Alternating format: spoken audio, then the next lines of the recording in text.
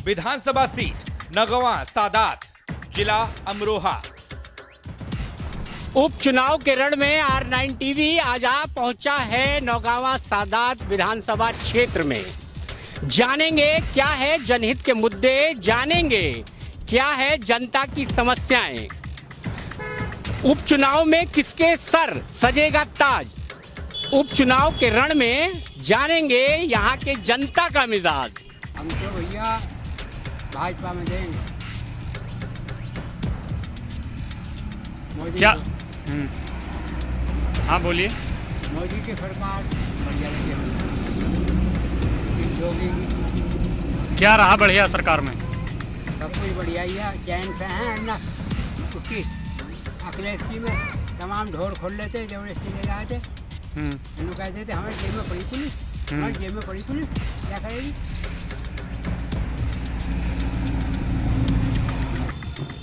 हमारे क्षेत्र में ना तो कोई विकास हुआ 1 रुपये का भी, और ना कोई रोजगार है। सारी जितनी आला मशीन हम सियासी कौम से हैं जैसे, तो ना कोई आला मशीन चल रही है ना कुछ है, बेरोजगारी हो रही है। इसी हिसाब से किसकी सरकार चाहते हैं आप? अखिलेश की सरकार चाहते हैं। अखिलेश का भैया सही काम है उसका, उसने ही योगी विकास करे यहाँ हमारे क्षेत्र में। अखिलेश नहीं करे और किसी पार्टी में कोई विकास ना करे। समाजवादी बोलेंगे, समाजवादी का काम करा है, इससे बड़ा विकास किसी ने नहीं करा है। जो भी विकास करा समाजवादी ने करा है, अखिलेश ने करा है। और इससे बड़ा विकास किसी ने करा, इससे बड़ा विकास किसी ने सरकार ने ही वाला निकाल दिया। जनता का, पब्लिक का, गरीबों का, सबका निकाल दिया। गरीब है सबका। किसकी सरकार चाहते हैं? सरकार साहब मुलायम सिंह की चाहते हैं हम तो, समाजवादी की।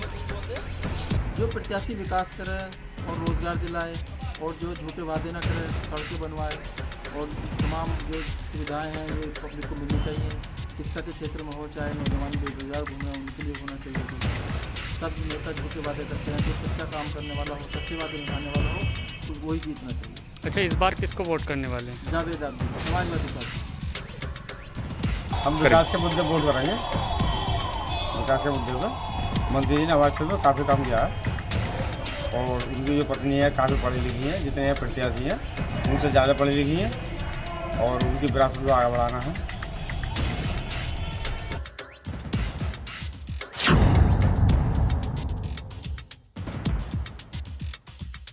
प्रदेश उपचुनाव के रण में उतर चुकी है R9 की टीम। हम लोग बुलंदशहर के कालाआम मार्केट में हैं।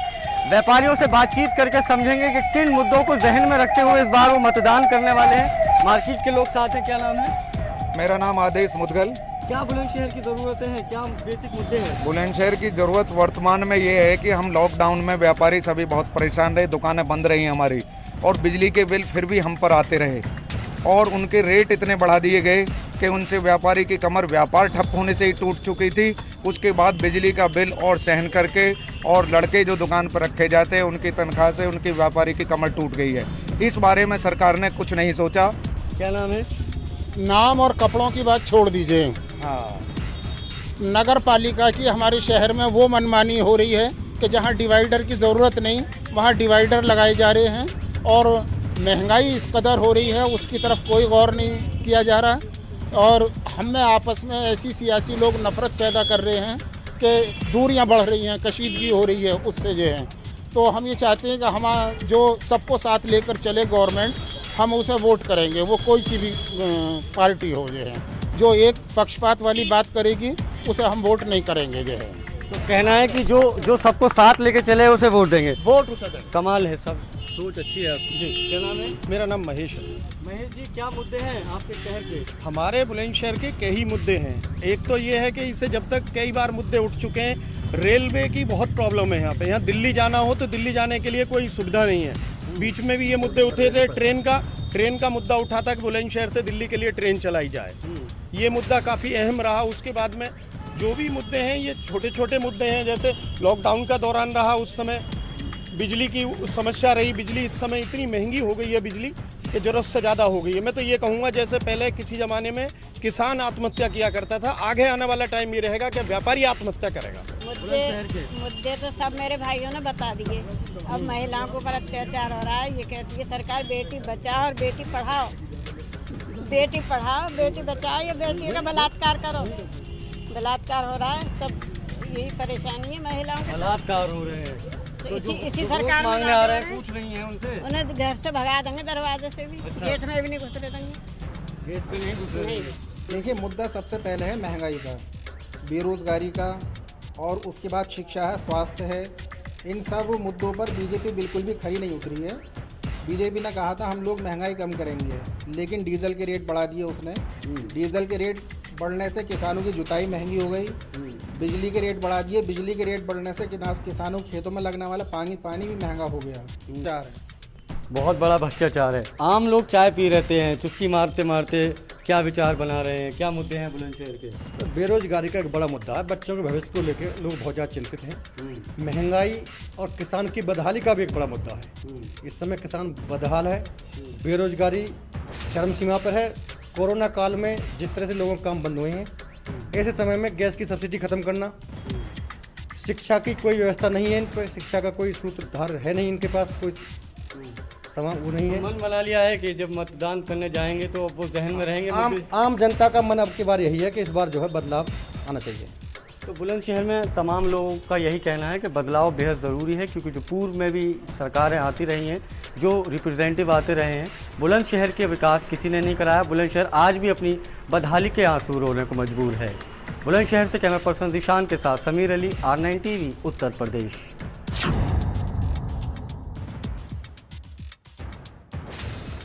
देवरिया उपचुनाव होने जा रहा है, जो 3 तारीख के मतदान होंगे। उसमें युवा वर्ग है, हमारे सभी मतदाता हैं जो अभी नई वोट पहली बार वोट डालेंगे, उनसे भी हम जानेंगे कि क्या समस्याएं हैं, क्या मुद्दे हैं। और यहाँ सीनियर जो हमारे मतदाता हैं उनसे भी बात करेंगे, हमारे साथी उनके भी बात करेंगे कि आखिर जो 3 तारीख आगामी 3 तारीख को जो मतदान होने जा रहा है, मुद्दे क्या होंगे, विकास के मुद्दे क्या होंगे, आप किस मुद्दे पर आप वोट देंगे। जी भाई साहब, आप किस मत वोट देंगे, क्या मुद्दा होगा आपके? भारत एक कृषि प्रधान देश है। कृषि के विकास के लिए कृषि विश्वविद्यालय देवरिया में होना अनिवार्य है। इस पर सुनने में आया है कि चर्चा चल के लोग चर्चा भी कर रहे हैं। क्या प्रगति हो रही है, ये बात की बात है। पिछली सरकारों में बिजली की दिक्कत थी, लेकिन इस समय बिजली सुचारू रूप से चल रही है। थोड़ा बहुत कटना स्वाभाविक है, लेकिन अन्य जो समस्याएं हैं वो समस्याएं अभी भी थोड़ी बहुत हैं, जैसे झगड़े, मारपीट, मर्डर, रेप, ये सब लगाम तो लगा है, लेकिन अभी और लगाम लगाने की ज़रूरत है। हम लोगों का सबसे बड़ा मुद्दा ये है कि युवाओं को नौकरी मिले और महिलाओं को सुरक्षा मिले। आजकल देखा जा रहा है कि महिलाएं सुरक्षित नहीं हैं। अगर महिलाएं सुरक्षित नहीं रहेंगी तो देश सुरक्षित नहीं रहेगा। जी, आप बता दें कि जो आपके मुद्दे हैं, अब चुनाव होने जा रहा है 3 तारीख को, क्या मुद्दे होंगे, किस आधार पर आप जनप्रतिनिधि चुनेंगे?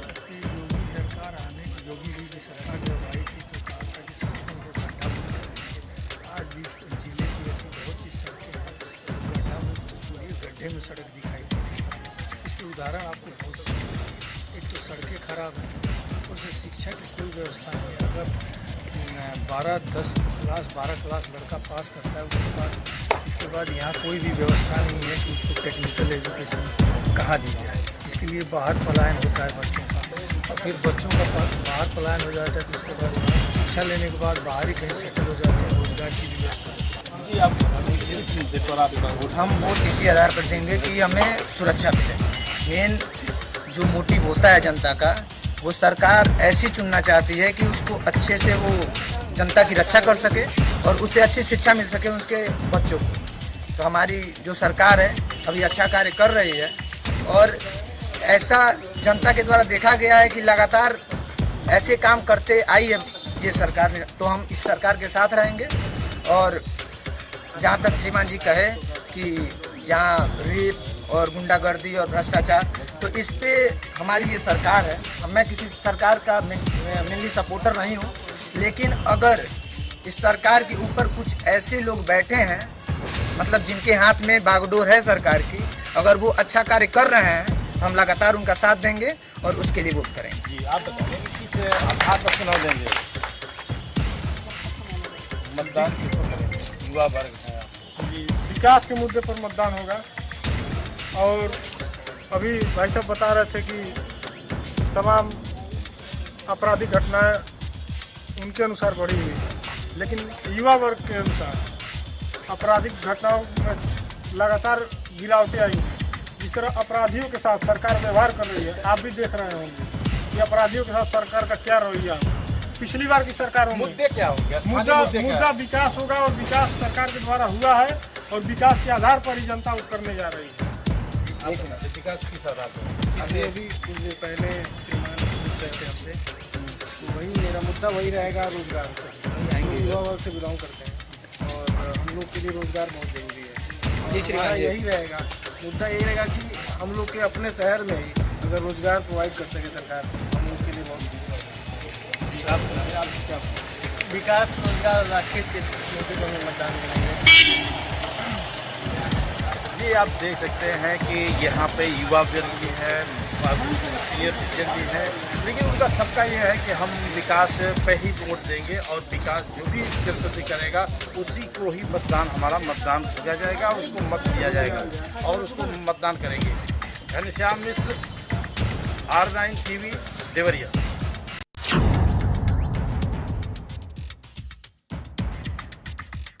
पूरे गांव में लेटर बनी हुई है और हमारे यहाँ लेटरें बनी, और जो मतलब हम जाते रहने यहाँ वो सुनता नहीं है और हमारी बीवी है, बच्चे हैं, देखो हमें लेटर जाते हैं। समस्या है हमारी जो बिजली की और पानी की है और सड़क की भी है और नाली खंजे की भी है समस्या। इसमें यह है कि जो मीटर रीडिंग आता है, मीटर रीडर, तो उसे 200 रुपये दो तो सही निकालता है और नहीं दो तो किसी के 1200, किसी को 1500, किसी के 2000।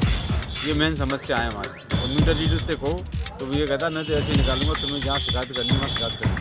हमारी विधानसभा की काफ़ी समस्या है। सबसे पहली समस्या ये है कि आए दिन बैंक से लेकर चौराहे तक दिन में गाड़ी उठ जाती है, जब QRT की गाड़ी होमगार्ड 24 घंटे बैठे रहते हैं, उनके सामने गाड़ियाँ चोरी हो जाती हैं। समझे, इंसान बहुत परेशान है। सड़क की बहुत समस्या है। समझे, पानी सड़कों पर भरा पड़ा है, कॉलेज से लेके बचगांव तक, और महंगाई आसमान पर छू रही है। हमारी विधानसभा में साहब आज की स्थिति में तो सड़क की समस्या बहुत विकराल रूप ले चुकी है। हमारी विधानसभा में टोटल जिस गांव में जाओ व्यवस्था पूरी बन गई। हमारे गांव की सड़क ही आप देख लो, बचगांव से और चौराहे तक की RCC अभी हुई है। यानी स्थिति इतनी ख़राब थी हमारे यहाँ की कि आदमी पैदल नहीं निकल पाते थे। जो बच्चे विद्यालय जाते थे कभी इधर गिर जाते थे नाली में, कभी उधर गिर जाते थे। अव्यवस्थाएँ इतनी हावी थी जिसका कोई जवाब नहीं।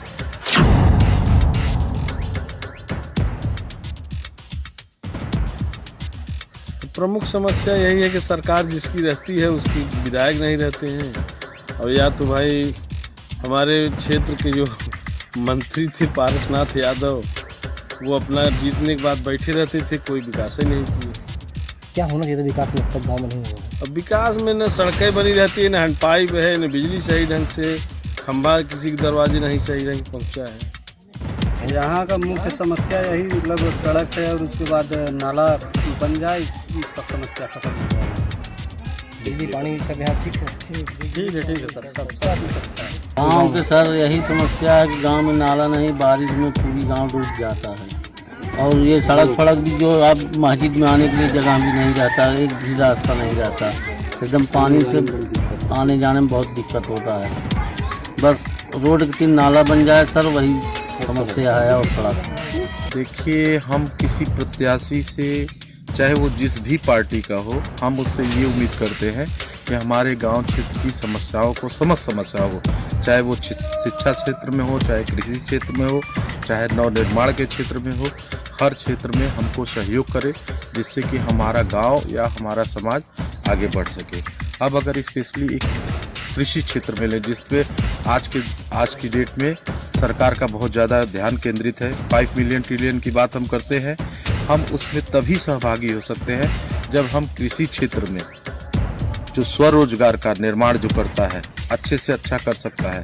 आप हमारी सरकार हमें जो सुविधाएं दे रही है कि आपको इस चीज़ में सब्सिडी दे रही है, कृषि बीज पे दे रही है, खाद पे दे रही है और कृषि संसाधन पे दे रही है, अगर उसमें सहयोग करती है तो हमारे जो बेरोजगार युवक है या जनता है वो इसमें इन्वॉल्व होगी और वो अच्छी से अच्छी अपनी परवरिश और अपनी व्यवस्था कर सकेगा।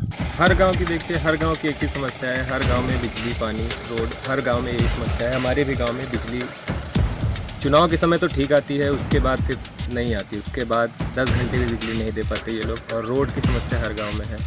और सबसे बड़ी बात, शिक्षा के लिए हमारे गांव में उतने उचित संसाधन नहीं है। जैसे शिक्षा के लिए हमारे गांव में कम से कम बच्चों की पढ़ाई का स्तर बहुत ही निम्न स्तर है। जो प्राथमिक स्कूल के विद्यालय हैं वहाँ पे संसाधन उतने नहीं हैं। तो इन सब चीज़ों का अगर विकास होता है तो किसी ऐसे प्रत्याशी को हम लोग चुनेंगे जो इन चीज़ों पे ध्यान दे सके। मुख्य बात यह है कि संसाधन का विकास मल्हनी विधानसभा क्षेत्र में अभी तक नहीं हो पाया है। जो भी संसाधन विकसित हुए हैं, जैसे उदाहरण के लिए आप सड़कों को देख लें। सड़कों की स्थिति चुनाव के पूर्व एक गड्ढे के रूप में परिणित हो गई थी। हमारे गांव में मदारपुर पचोखर मार्ग के बीच में गड्ढे भर गए थे, गड्ढे हो गए थे। यद्यपि चुनाव के बाद उसको ठीक कर दिया गया। इसी तरह आप अगर बनबिहार रोड पर निकल आएँ तो उस समय भी सड़कों की स्थिति आप देखेंगे गड्ढे के रूप में तब्दील हो गई है।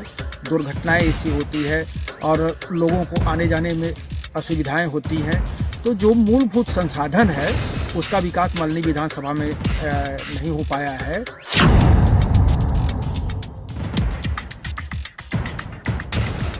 घाटमपुर में तो बहुत समस्याएं हैं, जिसमें से एक बड़ी समस्या मुझे लगता है कि शिक्षा व्यवस्था है। यहाँ की शिक्षा व्यवस्था बहुत ही ख़राब है। बहुत ही यहाँ की जो क्वालिटी है शिक्षा की वो बहुत ही ख़राब है। यहाँ पे अध्यापक सही से पढ़ाते नहीं है और बच्चों के अंदर बिल्कुल भी ज्ञान नहीं है, सही तरीके का नॉलेज उनको नहीं मिल पा रहा है। और उसके बाद दूसरी व्यवस्था आती है मुझे लगता है जाम की। घाटमपुर में जाम बहुत लगता है और घंटों घंटों लोगों को परेशान होना पड़ता है। वहाँ पर घंटों खड़े हैं, घंटे यात्रियों को बहुत समस्याएं होती हैं यहाँ पे। हॉस्पिटलों में अगर देखा जाए तो यहाँ पर डॉक्टर भी कम आते हैं और हॉस्पिटल की सबसे बड़ी समस्या है, क्योंकि जब यहाँ पर मरीज़ अगर ज़्यादा सीरियस होता है तो उसको कानपुर ले आया जाता है। उसके बाद यहाँ पर जो रोडें हैं भैया, ये रोडें भी बहुत ख़राब हैं। ये रोडों में अगर मरीज़ इमरजेंसी ले जाया जाए तो यहाँ पर एक्सीडेंट भी होते हैं, बराबर जाम भी लगा रहता है। इस चक्कर में मरीज़ रास्ते में ख़त्म हो जाता है। और घाटमपुर में सब हॉस्पिटल जितने हैं कोई ठीक ठाक हॉस्पिटल नहीं है जिसमें कि मरीज़ का सही से इलाज हो सके। ना पानी पिए का है ना खेतन के लिए है। जो सरकारी ट्यूबवेल मिले रहा है वही सूखे पड़े हैं सब। तो ये सब समस्याएं हैं सरकार में भैया। अब क्या बताया जाए। मुख्य समस्याएं यही हैं कि रोड यहाँ पर सिंगल रोड है। वहाँ पर आए दिन बड़ी गाड़ियाँ यहाँ पर ओवरलोडिंग गाड़ियाँ निकलती जिसमें एक्सीडेंट होते रहते हैं। धूल मिट्टी उड़ती है। वातावरण यहाँ का स्वच्छ नहीं है।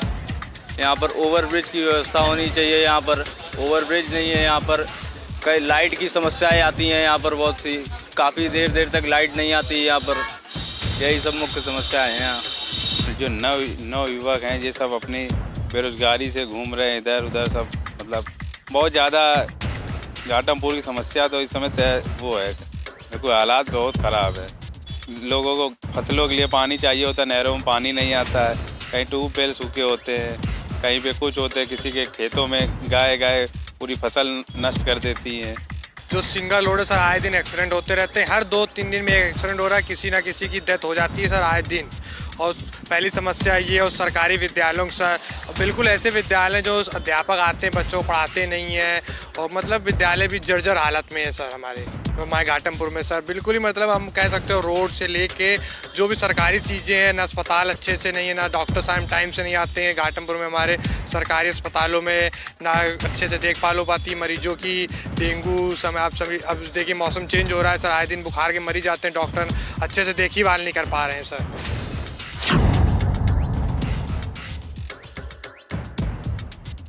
उपचुनाव के रण में इस समय हम उन्नाव के बांगरमऊ में खड़े हैं, जहां पर हम बात करेंगे जनता के समस्याओं को लेके। हमारे साथ यहाँ पे कुछ लोग हैं, हम उनसे बात करने की कोशिश करेंगे। भाई साहब क्या नाम है आपका? चंद्र प्रकाश तिवारी। तिवारी जी, अगर बात की जाए तो यहाँ की जो मूलभूत समस्याएं हैं उनको लेके क्या कहते हैं? यहाँ पे एक तो परिवहन की बहुत असुविधा है। यहाँ से जैसे दिल्ली के लिए बहुत सारी बसें चलती है, अगर आपको सुबह या शाम किसी भी समय उन्नाव से बांगरमऊ अप डाउन करना हो तो कोई भी वाहन है नहीं सरकार गवर्नमेंट की तरफ से। प्राइवेट तो बहुत टैक्सियाँ चलती हैं, बस स्टैंड काफ़ी दिन यहाँ खुले हुए हो गए, मगर आज तक अभी कुछ वहाँ पे नहीं दिखाई दिया। अभी क्या उम्मीद लगा रहे हैं कि किसको अपना प्रत्याशी बनाना चाहते हैं? अभी तो हम लोकल के प्रत्याशी कह रहे हैं, जैसे लोकल का प्रत्याशी होगा तो बहुत अच्छा काम करेगा और जो दिक्कतें यहाँ पे हैं वो दूर करेगा, ये उम्मीद है। इसी क्रम में हमारे साथ कुछ और दादा भी हैं। दादा, क्या नाम है आपका? अवस्थी जी, अगर बात की जाए तो जो बांगरमऊ की मूल समस्याएं हैं जो आप लोग को लगती हैं, आपका प्रत्याशी उन चीज़ों को कैसे पूरा करे और किसको देखना चाहेंगे? अभी हम जो हमारे नगर प्रत्याशी उसको देखेंगे। अच्छा, आगे की बात आगे देखें, लेकिन जाम की समस्या आप देख रहे हैं, आप वही समस्या मेन है। जाम की सबसे बड़ी समस्या है जी। समस्या ये है pipeline water supply main line नहीं है, तो लोग हैंडपम्प से पानी लेते हैं, समरसेबुल चला के पानी लेते हैं, हेवी टैक्स दे रहे हैं। और यहाँ जहाँ खड़े हो नगर पालिका है तो यहाँ मेन पाइपलाइन मेन सप्लाई नहीं, ना उधर है ना उधर, कहीं नहीं। सबसे बड़ी 3 साल में क्या हुआ है यहाँ जो आता है चला जाता है, बस यही करके बस वादे बस। हुआ कुछ भी नहीं है, कार्य कुछ नहीं हुआ यहाँ बांगरमऊ में, तो कुछ नहीं हुआ। अंत जहाँ कहीं भी हुआ हो अलग बात। विश्वास तो किसी पर नहीं है, लेकिन कुछ तो रखा जाता है। लेकिन अगर लोकल का है तो कुछ तो सुनेगा ही। बाहरी प्रत्याशी आते हैं चले जाते हैं, ताम झाम दिखाते। साफ तौर से इनका कहना है कि भारी प्रत्याशी जो हमारे जी कुछ कहना चाहते हैं? हाँ, हमारे जो क्षेत्र की बात है, क्षेत्र में कोई विकास नहीं हो रहा, सड़कें सब बिल्कुल बेकार पड़ी हैं, निकलने की सुविधाएं नहीं। हमारे यहाँ बरुआ घाट, हफीजाबाद से बरुआ घाट मार्ग जो पूरी कटरी को पकड़ता है, बिल्कुल टूटा पड़ा है, चलना दुर्लभ है। आप समस्याएं आप लोगों ने किसी से कही? सब देखते हैं, सब जाते हैं, अधिकारी भी जाते हैं, नेता भी जा रहे हैं और जाते रहे हैं, लेकिन कोई सुनने वाला नहीं। जैसा कि साफ तौर पर समस्याएं हैं, यहाँ के जो ज़मीनी प्रतिनिधि है उसको ही पसंद करना चाहेंगे। बाहर से लोग आते हैं, वादे करते हैं, वादे करके बाद चले जाते हैं, तो कहीं ना कहीं कुछ चीज़ें अधूरी रह जाती हैं। अब ऐसे में देखना होगा कि जनता का मूड किस तरह पलटता है, अपने प्रत्याशी को किस रूप में देखना चाहते हैं। कैमरामैन राहुल के साथ अश्विनी अवस्थी, R9 TV, उत्तर प्रदेश।